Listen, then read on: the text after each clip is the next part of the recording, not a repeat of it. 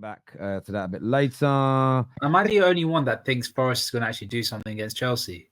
Yeah, that's because your dad's a Forest fan, and you're on your knees, bruv. Not for your dad, for Forest. It'll be a close game, though. To be fair, Forest have caused an upset, but I think a 3-1. I don't think if they score 5, then that's an unbelievable performance. But to be fair, they rested their entire 11, didn't they? Yeah, that's what I mean. All of it. DD11 here says Arsenal guy. That's you, Giuseppe.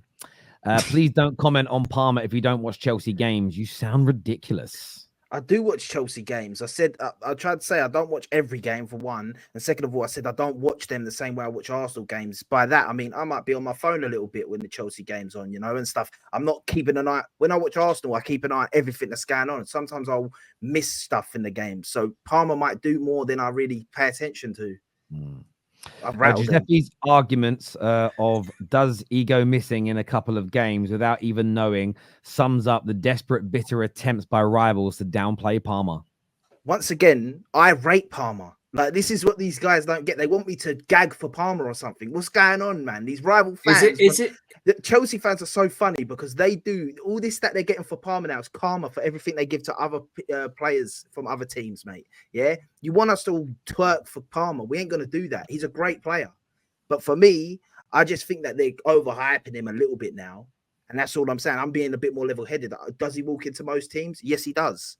Does he walk into Arsenal? Can we call him a fat track bully? It'd be battling in the Arsenal team. I don't think you drop Odegaard for him, but it'd be battling for the position. On that, Ram, try to let someone finish talking before you put it out there. It's a good point you made. Because there's a super chat here that says Palmer is a great player, but he's yet to prove himself against elite opposition.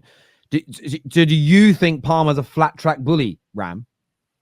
To an extent. I mean, if you played against low opposition, obviously your performance is going to be a lot better than compared to the likes of Liverpool and City. And if you look at, I'm looking at what he did against Liverpool last season, he was absolutely non-existent in the majority of the games, both the cup final and the game at Anfield.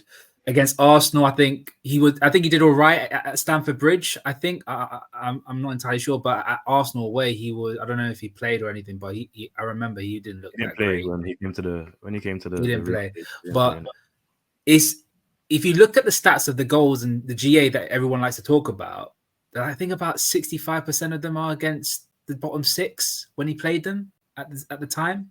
I mean.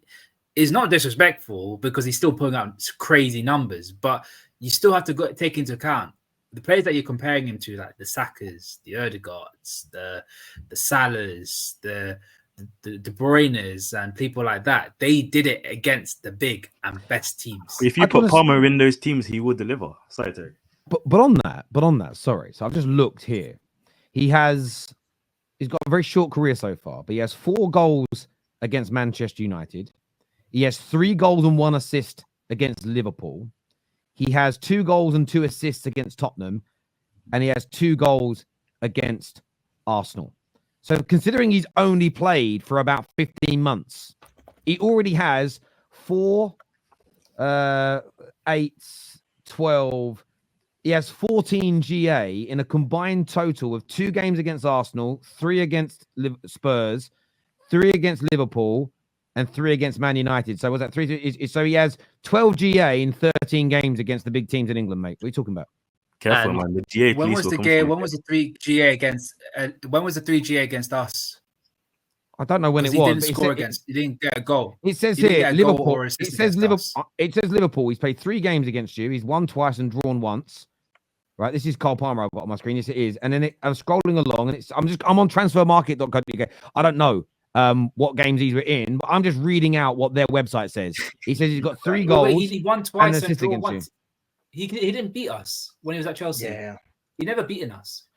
But he ain't just played at Chelsea, has he? Maybe he beat when he was at City. I don't know. I'm just putting out what I'm just going by the facts here. This is what the facts say, and this doesn't include. It's only professional competitions. I don't know if the youth. Let me just update Youth Cup. The Youth Cup. While you're quickly looking at the stats, the one thing I'll say about Palmer is the big occasion does not faze this guy. Off the bench in the Euro final, bags of goals. Super Cup final, off the bench, equalises against Sevilla. His GA against the big 6 sides is absolutely ridiculous. That is the one thing that I think he has over any other player in the league right now. When it comes to that huge occasion, like he's just cold. Like bags a free kick against Brighton. It doesn't matter. Like the guy is absolutely ridiculous. But doing it right now, if he does it in the Champions League, then I think there's a case to say, yeah, best player in the world. But on form right now, it's hard to argue. My argument when it comes to Madrid, though, is it's a different pressure. You know, I don't know what your name is a PSG fan, but like when you see rival teams in if you don't perform for PSG, their fans are out there with megaphones screaming at you, cussing you. We're a lot more in England. We're a lot more. We'll go again next week. Over there, there's no if, buts, or maybes. Imagine losing your first game in 258 days, and they want Carlo Ancelotti out, who's won multiple Champions Leagues. If Cole Palmer, for one reason, doesn't perform, he's out. 100%. That's it. Yeah. Look. I mean, I don't want to go all standards FC, but that's no. Look, I do get that different clubs in different parts of the world behave differently, but I also think that there's an element of that which it's culture, isn't it? And like, for instance, the way French people, and I mean this in a positive way, behave when their governments don't do things, very different to how we behave here in England. I've seen stuff over there. It's like, wow, we don't do that in England, and I just don't think you're ever going to make. And this is where I think, especially if you're, and what I find really interesting, and I suppose I never thought about it this way until you've said that if you're from France but you support an English team, there is part of you, because you know how the French behave when they want to protest something compared to the way the English behave, typically speaking, you're going to find that an alien concept. But then I suppose if you're choosing to support a team that's in England, the culture that you've got to learn to adopt is the English one. The same as if you go and support an American football team or an American hockey team, and their fans and that town and that city has a culture of how you behave towards the players and coaches. I don't know if it's for anybody else outside of that. Do you know what I mean? Like, I wouldn't go and support PSG and be like, guys, turn the megaphones down, please. I'm trying to sit down and watch the game. I've got a prawn sandwich here. They wouldn't have it, would they? They'd say, no, this is how we do it at our club. So listen, it's one of those debates. I think one day we should set it up on the terrace and really go into it in more detail, because I'm intrigued by it. Because I get the world, everyone sees things differently, but yeah, you're not getting most. You know, if you actually go to a lot of football matches in England, rightly or wrongly, 2/3 of most crowds are a bunch of middle-aged people that don't even sing. Like, I've been in Old Trafford before when I was a season ticket holder, and people would tell you, "Shh, stop singing." I was like, "What?" I couldn't believe it.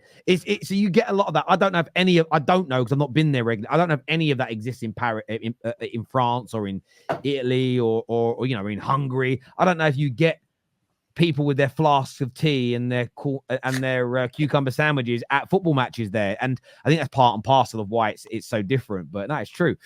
Let's go to more of these super chats here. The meltdown Liverpool fans will have if we pick up points at Anfield or finish above them will be legendary. Ram and Hussam are praying we don't rise.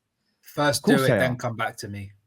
That is not an answer. Then come back to me. That is not an answer. That is a weak answer, Ram. No, it's not a weak chant. How is it a weak answer? Because they didn't beat us last season because they got. So let me ask you for a tough answer.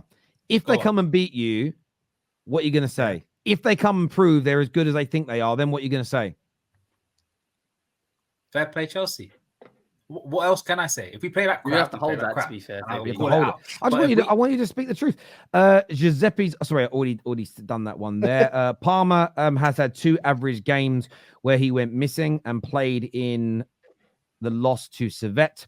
You're saying he's the best in the world right now. Comedy. Sherman never played with better numbers. But you've got to understand the pushback, because he's going up against established players who have been doing it for 5 years, 6 years. Like, these are the players, these are the levels that we're talking about, and he's done it in the biggest competition. So there's going to be some pushback.